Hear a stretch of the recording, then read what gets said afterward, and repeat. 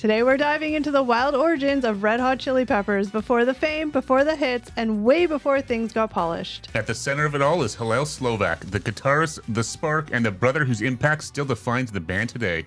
We're breaking down the rise of the Red Hot Chili Peppers, our brother Hillel, the stories, the chaos, and the legacy that shaped everything that came after. Let's get into it. So grab a drink, grab a snack, and let's go way back. Hi guys, and welcome back to another episode of Gen X Unfiltered, the podcast. What's up, everybody? Hello. Hi, you guys look boring today. I am bright and colorful. I know, you're nice and light and airy. I'm all dark and dreary. One sentence and you're throwing shade already. Can't you just be happy that we're here? First of all, Eric and I clash horribly. Oh, God. We did not plan this. No, that's... And I just went full on, let it be spring, summer, okay? That's right. Today is officially the first day of spring, right? It I'm not is. going to lie, Crazy. you kind of look like a 90s Taco Bell. I'm okay with that. I am okay with that because I am all about the 90s vibes. That's good. All It's right, a perfect all right, place good. for it. Gen X Unfiltered. Yeah. You kind of match the logo behind you here, the poster. I do. And, you know, sometimes just wearing highlighter pink just makes you smile.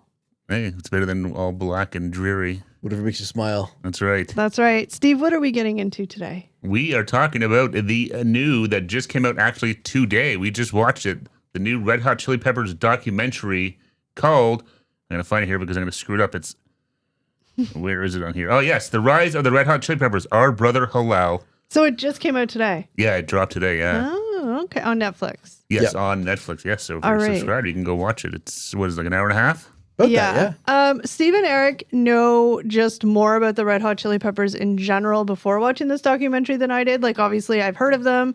I know they wore quirky clothes, and I know some of the songs. But that's about it.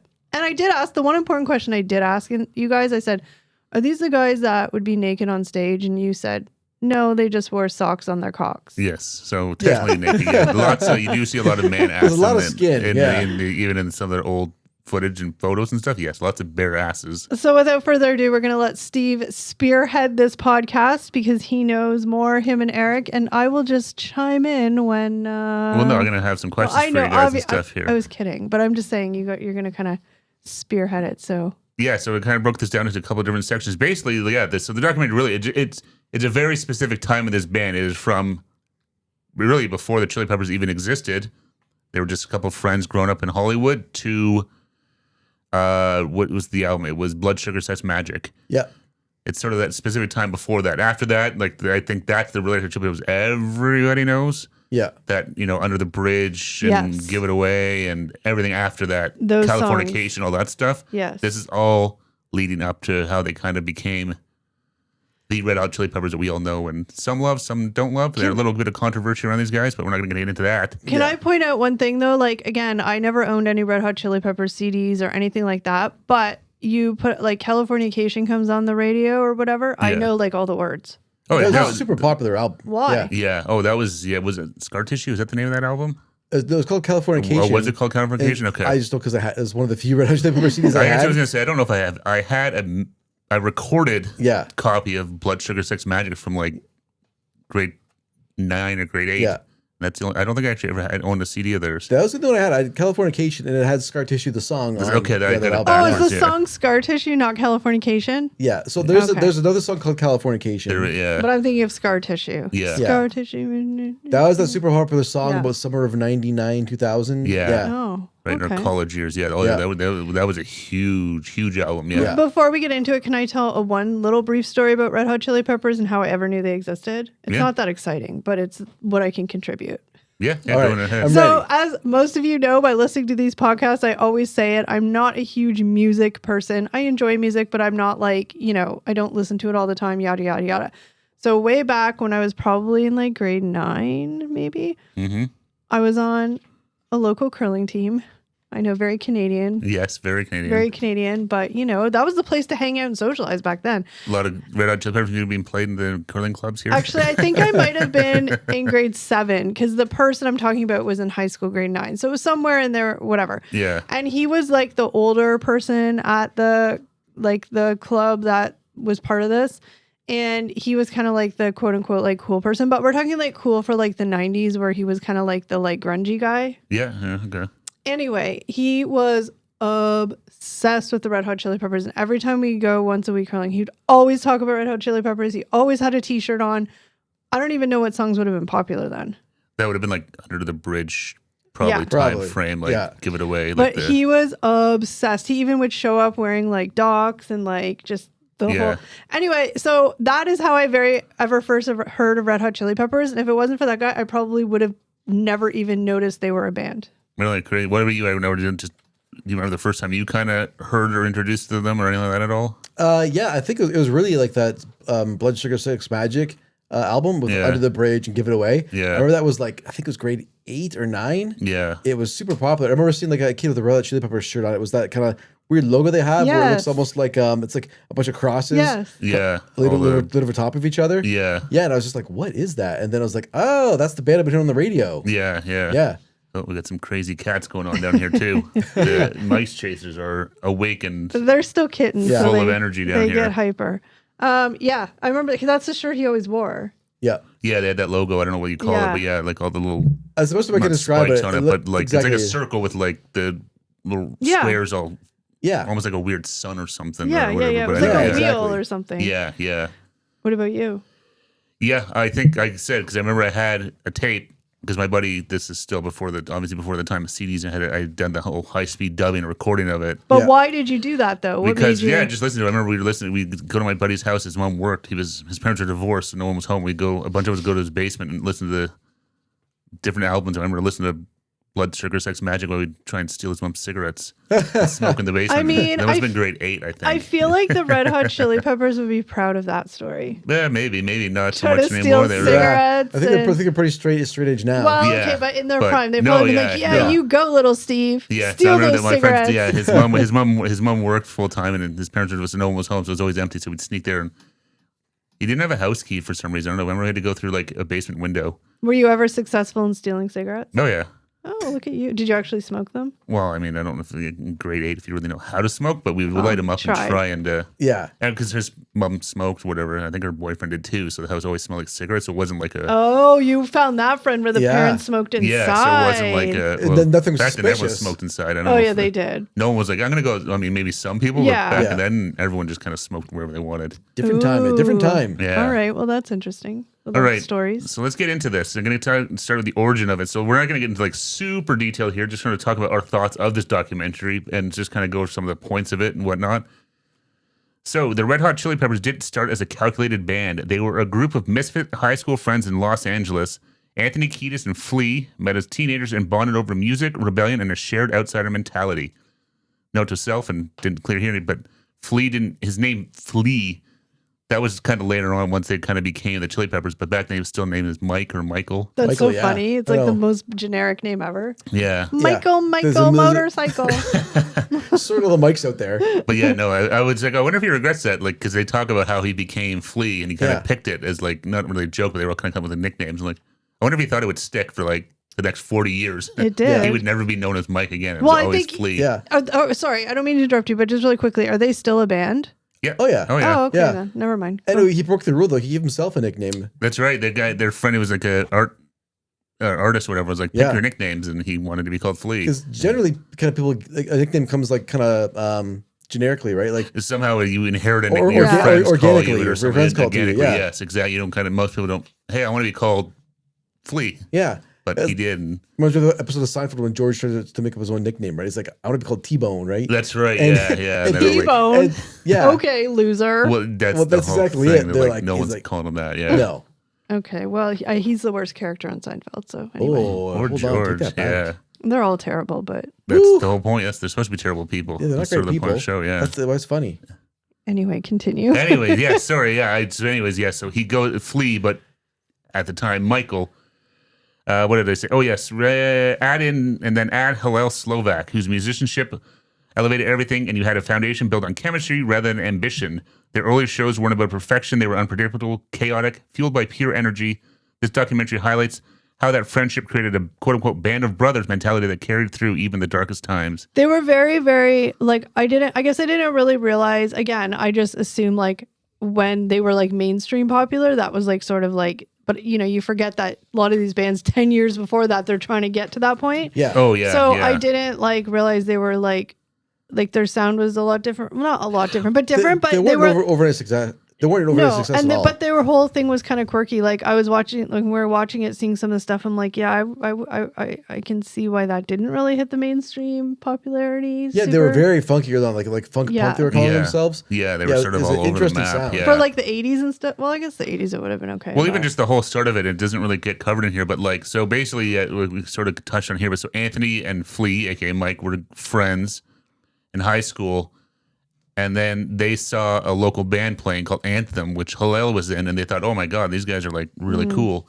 And they became friends with Hillel that way. But it's funny though because Flea played the trumpet, never played a guitar, nothing. Anthony Kiedis didn't do anything musically, and then somehow, through this Hillel connection, that's how that all kind of started. I thought it was actually really kind of cool. They poached him. Was. Anthony Kiedis was like their MC basically. Yeah. He was kind of like the hype man before the band started playing. Yeah, and their band Anthem, the bass player quit, and Hillel kind of saw something in Flea and was like, "Hey, do you want to learn how to play the bass and join our band?" Yeah. And Flea kind of said, he's like, "That moment changed my life." Like, not having any clue of it at the time, but was like, "Yeah, sure, that sounds awesome." See the universe. No, and that's honestly watching this documentary, it kind of totally a few times hit on that. And it's like, my God, like, just the way these stars align and the way things happen. The odds of the stars aligning like that, like that's just because it was supposed to. Yeah, like it's crazy. Like they said, like even Hillel, they didn't really know him very well, but Anthony Kiedis and Flea would hang out in downtown LA and they would hitchhike everywhere. And then one day they needed a ride and they saw Hillel driving his car by himself. And like, hey, they knew who he was, but didn't know him. Yeah. And flagged him down for a ride. And that's how they became friends. See, but that is like, it does, like that was supposed to happen. Yeah, no, I know. I thought that was kind of crazy how that, just through that random hitchhike ride home from this guy, led to him becoming to know these guys and was like, hey, I think you'd be a good bass player. You want to play bass in my band? And then, all of a sudden now Michael Flea picks up a bass for the first time. Stop calling him Michael. Nobody knows who that is. I know. But it was, I just thought it was very, a few times I that through this documentary where it's like, holy shit, that's like crazy how that works out. Don't mess with the universe, people. It's more powerful than any of us. A lot of cosmic forces around this, how this band was created. Mm-hmm. No, that's right. So here it says exactly. In the late 70s, Anthony Kiedis and Flea met in high school in Los Angeles.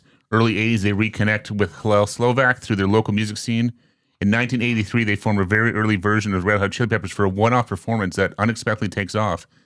And that was sort of the whole genesis of this, is that so Hillel was in a separate band playing with Flea. Then Flea quit that band to go join a band called Fear. I've heard of them before. They were kind of like a punk rock, hardcore band I've heard of out of LA. They sounded hardcore from the clips they played in the documentary. Yeah, I've definitely heard of them in some other documentaries and stuff like that. Okay. That's when they said Flea was in Fear. I was like, oh, wow, I had no idea that he was in that at all. Yeah. But so that's sort of how the whole genesis came to be, was because Hillel was mad at Flea for quitting Anthem. That their friend, I forget his name, was it Gary? The artist? Yeah, the artist Gary, yep. Yeah, he was an artist and he was having a show and he wanted a live band to play and was like, hey, you know what? I think, Hillel, you should play with Flea again and now get Anthony Kiedis to be your singer, because he was into like rapping and stuff like that. And he's like, I think you guys should play a show together for fun. And they did. And that's how. And it was just one song. Yeah, and that's how the Red Hot Chili Peppers started. Yeah. Just for their friend who artist who was like, I think the three of you have some cool chemistry and should try and play some music together. And that one song really like it hit with the audience. Yeah, whatever it was like, I don't remember the name of it, if it was even anything they ever recorded, but yeah, it's all of a sudden because it was, because he was, I thought it was kind of cool. I didn't realize, I mean, it makes sense listening to Anthony Kiedis sing. Yeah. But that it was Grandmaster, was it Grandmaster Flash? It was the Message. That song. That's the song that kind of got him into like singing, rapping, whatever you want to call it. They played audio from that show, right? And it's like really funky bass and guitar. Yeah, and him kind of like rapping over top. Yeah, it's like for the time a really unique sound. Yeah, exactly. Especially for like a super high energy, and like everybody just was like really into it. Like and it went over so well. Like the owner of the club said, "Come back next week with like more songs." Yeah, can you play 2 songs next time? Yeah. I know, it's crazy. I'm sorry. The kitten just grabbed this really fluffy pen I had way up on the shelf and brought it down to play. Dying. It's really cute. They're distracted in the background. Anyway, it's fine. It's fine. I'm going to ask you guys a couple questions then from this little segment, since you guys probably have more insightful answers than me. Okay. Okay, I'll ask the question. Sure. You just took the reins. I'll ask the No, questions I'm just here. no, because you guys are gonna have better answers. Like I don't. I won't deny that. No, but I'm just saying I just don't have the not like you know what I mean. Yeah, no, that's totally fine. So, how much did their friendship shape their success compared to their musical talent? Ooh, that's tough.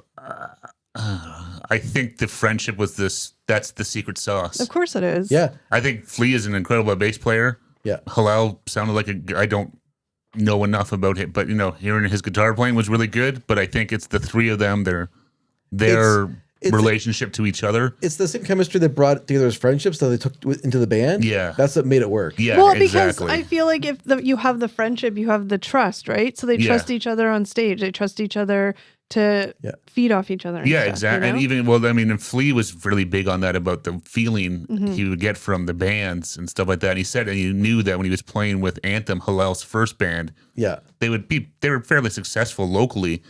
But he's like, I could tell from the crowd, it wasn't drawing the energy that I felt. Wasn't resonating. Yeah, he's like, but when we did this Red Hot Chili Peppers thing and the reaction of the crowd, he's like, oh shit, This is something. this is it. Like I can see it coming from the crowd. This visceral reaction is like, this is where it's at. All right. And do bands today still form this way, or is everything more manufactured? I don't think it's manufactured. I think they don't do enough grinding playing live. I think YouTube and stuff like that makes it way too easy for bands to become successful and become popular with just playing in your living room. But I think I think you need as a band to go through that because you have to be a good frontman. You have to know how to interact with the crowd. But like you can be a perfectly good band, set up a camera like we have now, and you could probably get millions of views on YouTube if you hit the right algorithms and people like what you're doing. But me playing in a basement, you say we started a band, the three of us right now, and say we could hit every note perfectly, blow up whatever, put us in front of 50,000 people. Different experience altogether. Completely different. I think you need to go through that well, it's a performance. touring and because you need to know how to enter the crowds, and because that's all like with good frontmen and stuff like that. Yeah. They know how to get the crowds into it and stuff like that. And I think that's how bands used to test out new material too. no, exactly. And I think that's where a lot of bands nowadays, I'm no expert by any means, but I think that's what's lost is that the struggle. Okay. Okay, I was just gonna say, Eric, what are your thoughts? The same or? Yeah, I think pretty much the same. I mean, It's not on the paper. No. It's your answer. It's inside of you, Eric. Eric's like, where's they're my not written on answer? the back. I was just rereading the questions to make sure I wasn't missing I'm anything. just teasing. But I never double-sided print. He I doesn't. hate double-sided print. Yeah. I hate wasting paper. But yeah, I don't know. I think like music today, like overall, is just way more focused on. There's less experimentation. It's way more focused on like not taking risks and just doing what's generic and what they think will make a buck. It's what So I think bands like Red Hot Chili Peppers that really were given time to grow. I think that doesn't exist as much anymore. 100%. I think to be like, woo, what the hell is this? And I'm going to ask another question that's not on the paper. I know this is what happens. But okay, in the last I don't know, and maybe there's more easy answers than I'm thinking, but let's just say the last 15 years, maybe 20 years. Can you name one band that kind of, at least from what you can understand or see, kind of came together organically? Like most of the bands in the 80s and all that I'm kind of sure stuff? there's tons like the White Stripes and things like that. I was just thinking White Stripes. Get out of my mind. There's lots of bands like that, I think. But I think the internet changed that a lot. Yeah. I think it's a whole different world after 2000, after Napster, basically, 2000, 2001. Yeah. I think all the bands that came after that, definitely a lot more manufactured, I think. Yeah, and I think they're forced to be because you're trying to become a 15-second soundbite on someone's TikTok to use. Yeah. Right? That's unfortunately what gets them The out there. times have changed. It's true. It's true. Yeah. All right, we got a lot of papers to get through, so you're up again, Steve. Oh, okay. Want me to keep going? Well, I mean, I can read it if you want. It's Well, up it to doesn't you. matter. I mean, if you're going to answer questions, I'll keep reading. I don't Yeah, mind. go ahead. Okay. So the Hillel Slovak musical influence. Hillel Slovak was the sonic architect of the band's early sound. His style blended funk grooves, punk aggression, and psychedelic textures in a way that felt completely new. I need to wear my reading glasses. Mm-hmm. He wasn't just playing the guitar. He was setting the tone for what the Chili Peppers were. His influence extended beyond his time in the band, especially on John Frusciante, which actually it was nice to see him in there. And he idolized Hillel and carried his style into the band's biggest commercial era, The documentary frames Hillel as both a musical innovator and a spiritual center for this group. So, sorry. No, I was just going to really quickly say, to break that sort of down, it was 1983, Hillel establishes the band's funk punk hybrid guitar style. 84, he plays on the debut album, The Red Hot Chili Peppers, although briefly leaves during the early stages. 85, returns for Freaky Styley, refining the band's sound with deeper funk influence. 87, the Uplift Mofo Party Plan, becomes the only album with the original core lineup. And then the late 80s, his style directly inspires future guitarist John Frusciante. Yeah, so that's definitely, I mean, they were clearly, he was sort of the heart and soul of that band. You could see just the way they talk about him. I mean, it's kind of hard now too, because obviously, he's been gone for 30 years, so they're looking at, with some rose-colored glasses maybe. They have the what ifs, right? What if he had have not died? Yeah, and then that's a whole other thing. Would they have been where they are now? Who knows? No, you know what I mean? There's lots of what ifs and stuff like that. Yeah. But John Frusciante, who was a huge fan of the Chili Peppers before he joined the band, that was cool. He even said that Hillel was he brought out the best of Anthony Kiedis and Flea. Yeah, and when he joined the band, he tried to copy that. He tried to replicate it as best he could. Best he could. He was I'm not trying to do my own thing per se, but trying to channel that Hillel spirit. Hillel being a great guitarist or not is one thing, but just the impact he had on the rest of the band and how he brought out the best of them, I think that was really his secret sauce. And that's the thing you can't learn, right? You can learn how to play the guitar really good, you could practice, you could do this, but the personality and the vibe and the energy you bring, that's just who you are. Yeah. Right. So you can't. Totally. You know what I mean? So I mean, because there's lots it's of irreplaceable. Because even now you can see there are some famous guitar players that are virtuosos, but they're never going to be nearly as big as some bands say a Nirvana. Not going to be like a Richie Sambora. Yeah. Well, yeah, but I think a Nirvana, Kurt Cobain, who was a good guitar player, but not doing these crazy riffs and hammer-ons and pull-offs and tapping techniques and stuff like that. He's out. Nirvana's outsold these guitar virtuosos 100 times over or more. You think of Joe Satriani or these guys, Lee Malmsteen or what? These guys are guitar virtuosos, but they're not hitting the mainstream in the same way at all. Yeah, exactly. So that's the frustrating part with anything, whether it's sports or there's just a natural talent and ability that you don't have to be the best to. No. Yeah. I'm not I am irreplaceable. Try and find another me. No, but we all are unique. Yes. Was that a question? I don't know. I was trying to contribute to something that I know about, not something that I don't know about. But I have questions for you guys. I love questions. Ready for questions. Yeah. All right. Is Hillel the most underrated member in the band's history? I don't think he's underrated, though. They all speak very highly of him. Yeah, I mean, that's a weird question because I would just say yes, just in the fact that I'm going to assume that there's a lot of people that probably don't know who he is. Oh, I didn't know who he was. Who know the Red Hot Chili Peppers. Yeah. And just because full he disclaimer. Was pre their big album, Under the Bridge and stuff like that, where they blew up, that was John Frusciante. I'm totally guilty of that. I thought John Frusciante was their first guitar player. Yeah. I had no idea that there was another guy before him. Yeah, no, I definitely had heard of Hillel before, and so I didn't know his story well, but I knew, because I knew Under the Bridge was about him and stuff. Yeah. But I think he's 100%. He's just. Well, I'll ask this closing question. Can you hear Hillel's style in later Chili Pepper hits? Absolutely. I think so, for sure. I don't know so much about the newer stuff. Well, newer could be relative. Their styles change quite a bit. Yeah. But definitely John Frusciante has that same. Yeah. He's a really good guitar player. So you watch, he's a super talented dude. Yeah, exactly. So really interesting. I think any time they kind of go back to their funky style, that's all Hillel. Yeah. And any time when they go with sort of the blood sugar suck magic, the Under the Bridge kind of sound, or especially in Californication where it's more melodic, that I think is more John Frusciante. Yeah, that's what I'm saying. I think they definitely do have those hints, but it's they're sort of, I think they kind of went more into, because the sound changed a lot. Yeah. So I think this is a weird take, but I'm just going to call him John because I can't say that last name. John, it's almost and I'm not trying to speak badly about anybody, but I'm just saying it's almost like he is lucky in a sense because he was a part of the band when they kind of really mainstream hit, like took off. Like you said, you didn't even know who Hillel was. No. So it's not like internally this John guy was trying to fill a big role, but to a lot of the public, they didn't really know the difference. So he didn't have that pressure. Yeah, 100% exactly. Right? He didn't have that, hey, you're not trying to take over for Eddie Van Halen. Because people didn't even know a lot. I mean, the hardcore fans probably know Hillel, but I'm just saying, like the you guys who sort of, when it was popular. The Hillel Red Hot Chili Peppers was popular. Yeah.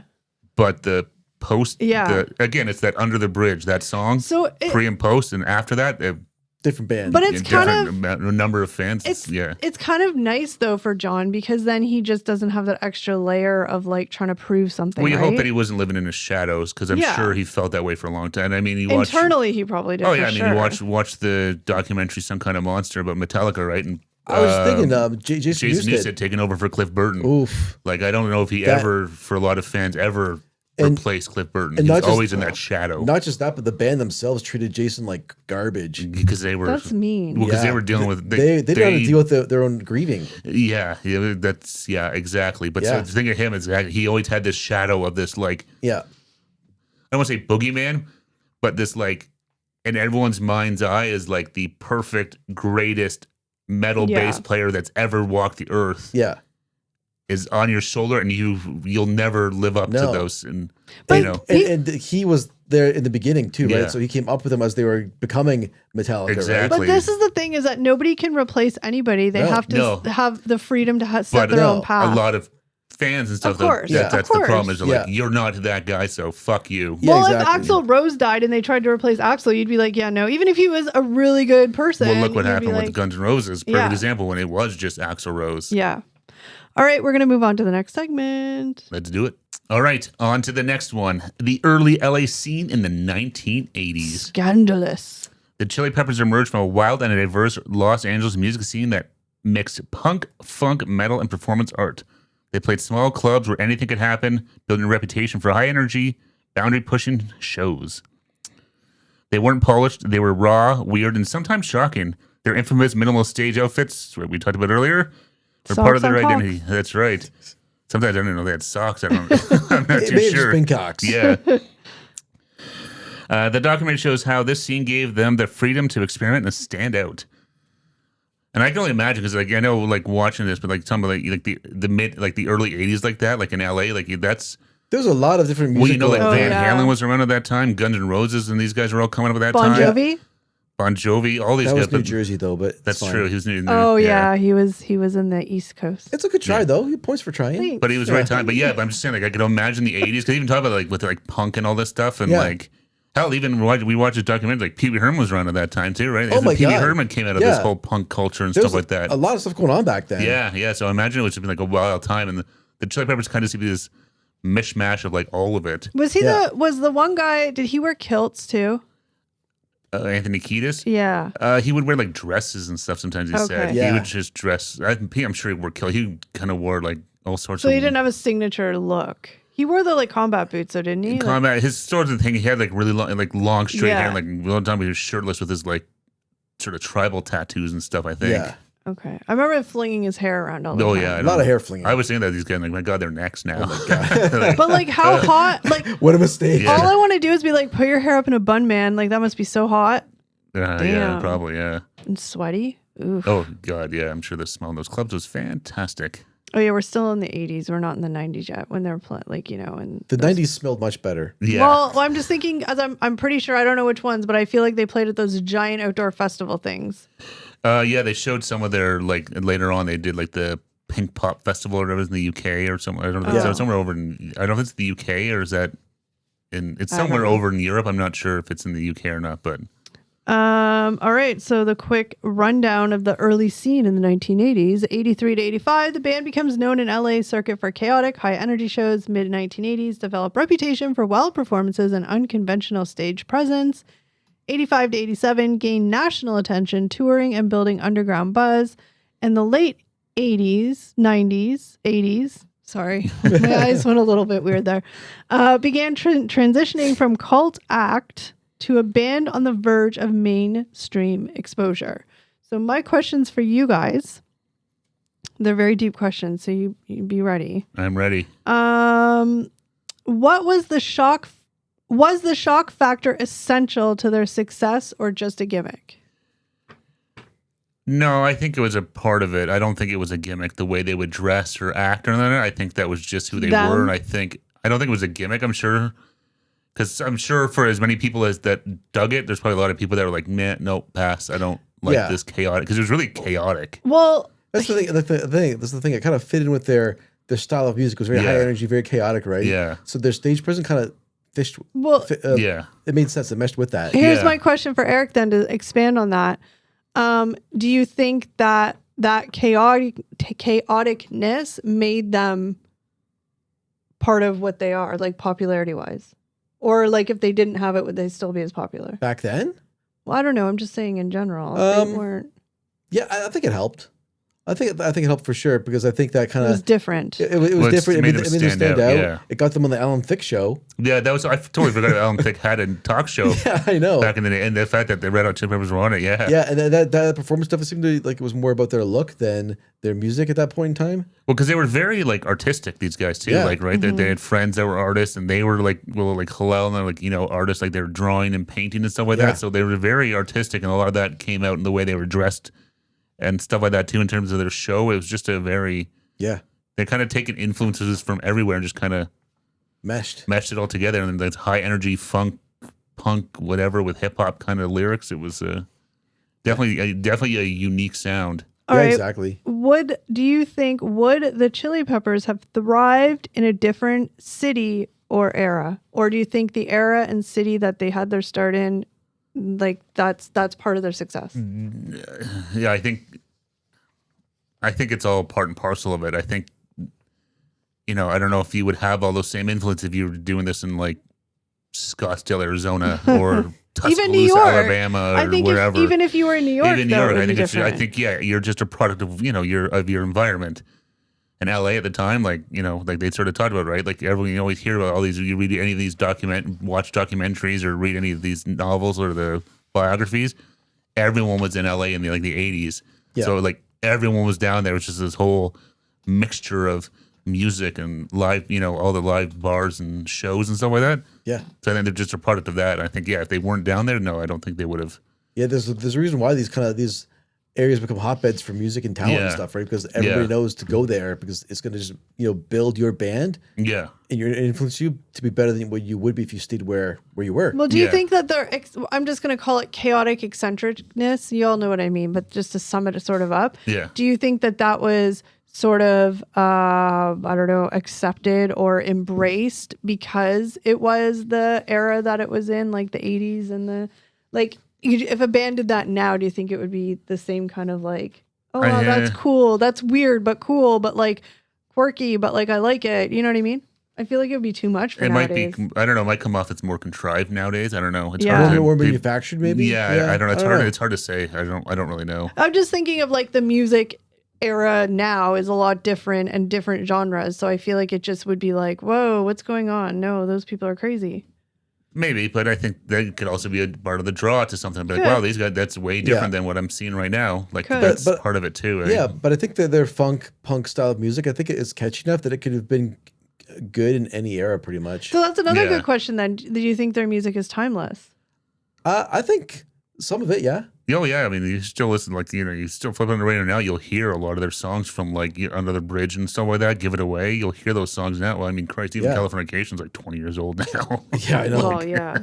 Yeah, it's crazy. Damn it. Their new stuff was like 30 years old. Yeah, no, exactly. Yeah. So I mean, I think it's still good and plays well and sounds good. All right, next we're going to talk about chaos, addiction, and lifestyle. Ooh. Yeah, sadly, that was a very big part of this, band. Yeah, it's unfortunate because I feel like a lot of musicians and bands in the 80s, 90s era were like had a lot of tragedy and and they started talking like this shit was everywhere. Like, I think that part of it was in the 80s. Like, it sounds cliche, but like it was everywhere. Part of it was the availability for sure. It was everywhere. Part of it was just it was like a lot of party stuff, and it was just a different time. I'm not saying it doesn't happen now, but I feel like then it was just sort of like that's what you did.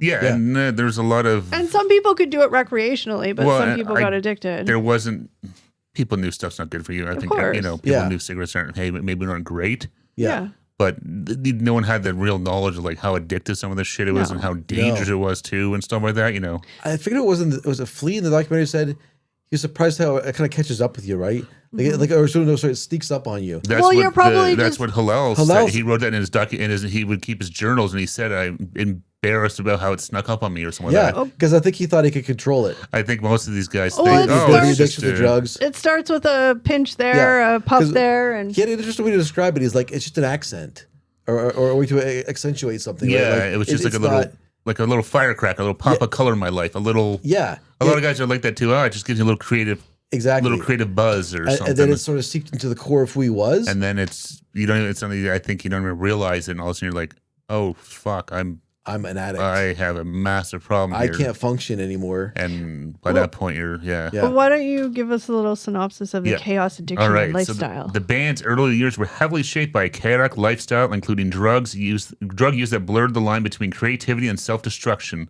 Hillel Slovak struggled deeply with addiction, which affected both his reliability and his health. The documentary doesn't glamorize this. It shows the toll it took on his relationships, performances, and the band's ability. It's a stark reminder of how common this was in that era of music. And I think that's what it was. Like, I mean, any documentary we've done a podcast on or we have watched personally of bands in the, 80s and 90s, it's 80s, whatever. But Yeah. like, there's always 1, 2, 3, or all the band members. I mean, that have either dabbled or became severely addicted, who have lost their lives to it or have got clean. Like, it's just a underlying thing for every.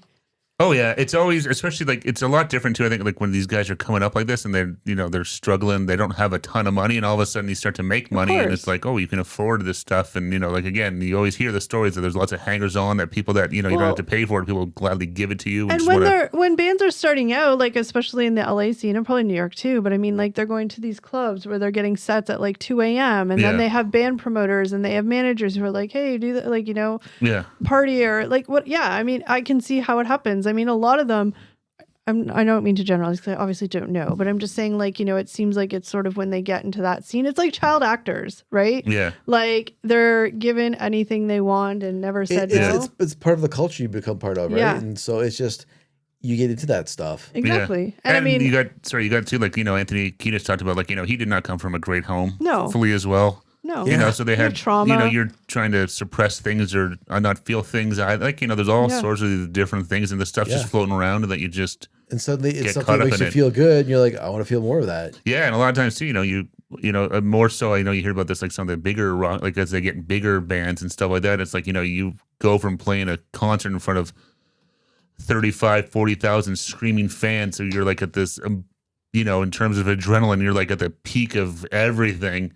To like an hour and a half later, you're sitting in a hotel room empty. Yeah. And you're just like, It's just a shock. just like wired and like, oh my God. So you just keep this going. You also hear of like, like sometimes it starts because like the schedule's so grueling that you literally that's have true, no too. time It's to like, sleep. I feel like Uppers, garbage. I'm downers, sick yeah. and this and that. Yeah. And, And the show must go on. So if you have like 100 city tours, you just got to go. Yeah. Oh, it's true. I mean, you look at, I think of that Elvis biopic that came out a couple years ago by Baz Luhrmann. Oh my God. I remember Elvis collapses in the hallway. Get up and go. And Colonel Tom Parker's like, that man has to be on that stage tonight. Yeah, exactly. You get him up there. Give him shots of whatever it takes, and They pumped him full of all sorts of stuff, and up he went. yeah, exactly.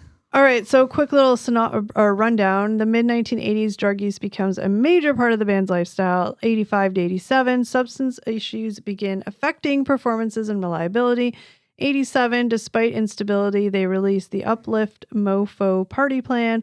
And 1988, Hillel Slovak struggles intensify. Sorry, go ahead. No, I was gonna say, yeah, they do talk about a lot how they could see with Hillel, like they said, like when Anthony Kiedis went off the rails, he would just disappear, and they're like, okay, shit, he's He's on a bender. Yeah. We're like, with Hillel, you could never tell. Like he Which could is be scary. on something, not on something. They're like, he always was the same. He could still deliver. Yeah. He could, play the guitar, do his bit, whatever he needed to do. He was fine. But then they talk about though that eventually it was like, that like his eyes changed, his face changed. Yeah. Like you could just see there was something lost in him, and they're like, something's not right. Yeah. Yeah. All right, I'm going to, Eric, I want you to answer this question first. I'm curious to hear what you're going to say. Would the band have been more successful earlier without those struggles? Obviously, you don't know. It's just your own guess. Yeah, I don't know. I'm going to say would they've been successful without those struggles? Or was it just part of the plan? Like that was just part of the journey? I don't know. I think they would have been more successful if without all of the drug struggles and stuff like early on, because I think they had found like their magic sauce musically, and I think that the drug addiction was a real big barrier that got in the way. Fair. Right? They'd overcome all of their addiction issues before they could really get it together as a band and make it to that next level. So it killed the momentum. It did, exactly. Okay, what do you They probably could have hit like 5 years earlier. Yeah, I think so too. I think you hear a lot of people say like, "Oh, I need it for the creativity and this and that." I think that's just a crutch, it's it's cop an out. excuse. Yeah. It's like, "Oh, I need this." No, you're addicted. You just don't want to admit it. Yeah, I think it totally hindered them. Yeah. Because how do you? And I think there's lots of bands like that this stuff just No, it doesn't make you more kills you. creative. no, it just kills whatever momentum you have. You've got guys, your guitar players are going into rehab, your singers are disappearing for weeks, or So whatever the whole it is. vibe's off. Yeah, I don't think it does anything but No. hurt. So you guys, There was one key show where they were on tour and Hillel couldn't perform. He walked on Yeah, they were in stage. Europe and they had some huge show they were all excited about. And he's like, I can't play. And he's Yeah. left his good. Yeah, no. so you definitely think they would have been more like hit their success earlier. 100%. I think maybe not even earlier, but it did not help them at all. No. Like maybe it would have still taken the 5 years. I don't know, but it didn't help anything. Yeah. Yeah. All right. All right. So number 6 is the legacy and what came after. No, we're on number 5. Oh, we're on number 5. You guys are all so lucky I'm here. That's right. All right. So number 5. It was the impact of Hillel's death. This is sad. Yes. So Hillel's death in 1988 was a devastating turning point. It shook Anthony Kiedis and Flea to their core and nearly ended the band. Instead, it became a moment of reflection and change. The loss forced them to confront their lifestyles and ultimately reshape their direction, emotionally and musically. The documentary positions this as the defining moment in their story. Yeah, that was, and I get it. Like the loss, you can still where it's 30 something years later, and you can see when Flea talking He gets teary eyed. it hits him it was yesterday. I think in this specific scenario, it is twofold, right? Not only are they losing a friend and a band member, and they've, to something essentially senseless that, he just couldn't overcome, but also, like you said, the whole origin of how they even became what they did and the stars aligning and everything, it makes it even more tragic. Yeah, this Hillel guy, he's the reason that there is a Red Hot Chili. He's the reason, that He's the reason why Flea plays bass. Yeah, he brought them all together and introduced them. He was the linchpin that created all of this, and the fact that they were just best friends from high school. Yeah. And too, you look back now, but he talks about too, I'm sure they have. He kind of alluded to they have regrets about whether they should have done something differently or But you this and always that. But do. they were all kids too, and they had their own struggles and stuff like that. So it's it's just such a sad story. And there's nothing that any of them could have done to have stopped him from being an addict. No, and that's the sad thing is that And vice versa. Nobody could stop them from being addicts, right? Yeah. It's unfortunately you can be supportive, but unfortunately in any situation, it's the addict, the one that has to want to do it and do the work, right? No, exactly. So and it's just so sad because there's so many stories like this in rock and roll, and it's just tons. everyone. It's just they're just such a waste. It is. It was almost the curse of 27. He died at 26. Yeah, no, I know the whole 27, and Yeah. it's just sad. You hear about it all the time. It's just so sad, stupid, and it's just such a waste. So June 1988, Hillel Slovak dies at age 26. 1988, the band is devastated. Anthony Kiedis temporarily distanced himself. Late 1988, Flea considers ending the band. 88 to 89, a decision is made to continue, marking a major emotional and creative turning point. Yeah, that's I can see why. Just because it's got to be do you is there a right answer to what do you do? I don't know. But you love playing in bands and this and that. It's Lots of bands that call it quits when key member dies, like Led Zeppelin and Well, here's some questions. Should the band have continued after Hillel's death? I mean, hindsight being 2020, not knowing what they ended up being, but should they have, or should it have been hey, let's start fresh and do something different or new? Or yeah, it's tough. I don't know. Are you honoring his legacy by doing it? Or are you disgracing him? Are you disparaging I him? feel I don't think so. He probably would want them to. I would think most people would be don't, keep going.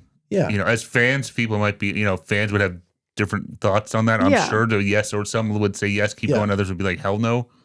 But I would think that, as I would like to think that Hillel would be like, no, just keep. Yeah. We worked so hard to get here. Just ride it and see where it goes. Like, Yeah. Well, And in a lot of ways, like Hillel lives on through like their music. Well, right? that's what Because I'm John saying, like, Frusciante said they're- he was, channeling Hillel, and so in that sort of like light, like he's still part of the band. in well, a and way. like, look, they just said, here, there's brand new documentary with this guy talking about Yeah. him, like introducing a whole bunch of new people to him and here's- stuff like that and telling his story. Here's an interesting question. Do you think, again, hindsight's 2020, we don't know. Yeah. But I'm saying, do you think that if Hillel didn't pass away and John wasn't a member of the band, do you think they would have been the same success that they ended up being? I am honestly going to say no. I don't think so either, to be Because, honest. and this is the rub. Under the Bridge is the song that broke them Yeah. through. to that next level. That song is about Well, is there losing Hillel. Is their Yeah. later success tied directly to this turning point? Yes, it is. Yeah. And not that it was just that one song, but Under the Bridge was Yeah. the song that I think just kind of really pushed them to that next level. Yeah. And without Hillel dying, that song never gets written, I don't think. No, and if you take that song off the album, the next biggest song was probably "Give It Away." Which is a great song. Good but song, but it's not on the same level. It's just as Under the yeah, Bridge, it's, Oh, is that yeah. the give it away, give it away, give it Give It away? Away, yeah. which is more closer to their funk pop Their style. funk pop, Yeah. yeah, exactly, yeah. So I mean, and I hate kind of saying it, but No, but this is where I nerd out, and right? I think that without Under the Bridge, the Chili Peppers aren't the Chili Peppers that we No, know now. yeah. And I'm but- not saying they wouldn't. I think they were already on that road to being popular, but But this is where I like nerd out, right? Talking about the universe and the signs. Like this was the plan all along from the universe, right? Like Yeah. he was Yeah. gonna join the band. Unfortunately, he was gonna die, and but like it spun it, and Yeah. it's crazy. It No, gives I me know. shivers. well, it's just again, you watch this documentary and there's just, like Yeah. there's just these points where it's like Yeah. that hitchhike where they got a ride from Hillel. Hillel asking Flea if he would be interested in trying to learn the bass guitar, to Yeah. their artist friend being like, "Hey, you guys should play a show for me."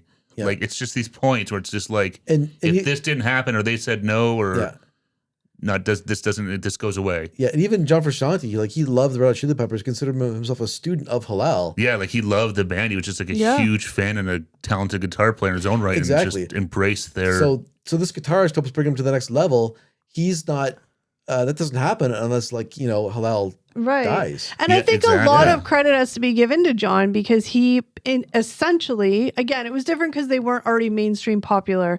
So there was a big portion of people who didn't know who Hillel was. But yeah. my point is that I got to give John a lot of credit because he, for lack of a better word, filled that spot with a lot of grace and not ego. And yeah, he embraced his role as being this look, I'm sort of conduit I'm for not. Hillel's Well, spirit. he's like, I'm not trying to be John here. They want another Hillel. Yeah. Right? Yeah. So, and he kind of morphed into it, and it feels like, and it was in a sort of a respectful way, and it was just the perfect person, I think. No, it's not, I mean, and I don't know enough to really speak, but I know they've had their own issues as a band. Oh, I'm sure. Yeah, because With- John Frusciante left the band for a while too. Yeah, and they still struggled, some of them with, sobriety and all this Issues, stuff. yeah. But Of yeah, course. but I don't, honestly though, yes, it sucks, but I don't think they would have No. been the same Chili Peppers if No. they had just continued on with Hillel and everything had stayed status quo that way. Yeah. All right, Steve. Now we can go to number 6. All right. Number 6, the legacy and what came after. After Hillel, the band evolved, eventually bringing in John Frusciante, whose connection to Hillel helped bridge the past and future. This era led to massive success, but the roots of their sound remained intact. This documentary suggests that Hillel's influence is still embedded in everything they do, from their musical style to their identity as a band. His legacy isn't just remembered, it's heard. And I think we kind of spoke a lot about that just before, like the end Yeah. of the last thing. So, yeah, 1988, John joins the band, heavily influenced by Hillel. 89, they release Mother's Milk, beginning a new era. 91, breakthrough success with Blood, Sugar, Sex, Magic. It bugs me how they spell magic with a K.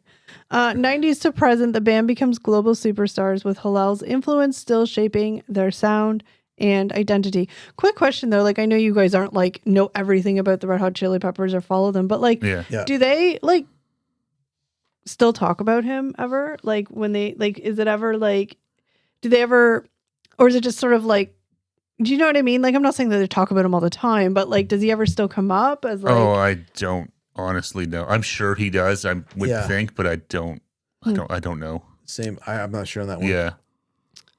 So, this is a good question. One at a time, guys. One at a time. Who had the biggest impact, Hillel or John?